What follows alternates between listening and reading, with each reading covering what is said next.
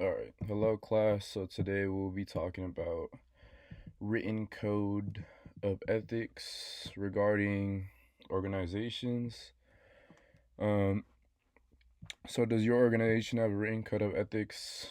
Currently, I am not actively working, as I have said previously.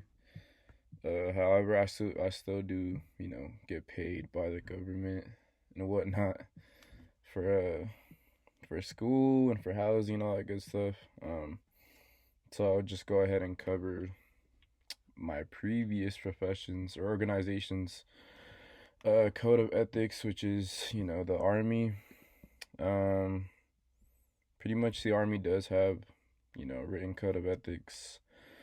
Um, for that, it would pretty much just be the army values, which is pretty much a set of qualities that everyone in the army is supposed to follow. Um, Pretty much it consists of loyalty, duty, respect, selfless service, honor, integrity, and personal courage. So those are the big seven attributes of the army values. Loyalty, which is bear true faith and allegiance to the U.S. Constitution, the army and your unit. Your duty, which is pretty much fulfill your obligations. Get your job done. Respect, pretty much treat people how you want to be treated. Um, and overall with the ranks and stuff, it's a big respect part.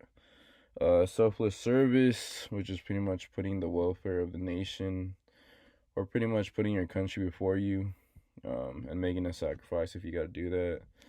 Honor, um, obviously that's a big one as well. And a big part would be actually abiding by the army values, so that's a big one for honor. Integrity, always doing the right thing, pretty much even when nobody's watching.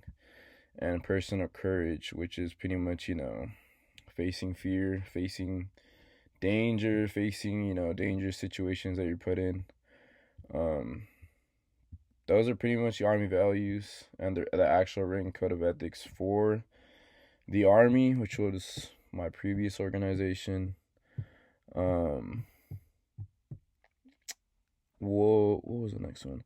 How well is the code of ethics followed in your organization? So, as to how well they are actually followed, I would say for the most part they are followed.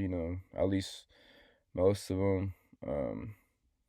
But there is a couple that are a little harder to follow, which would probably be like integrity or honor.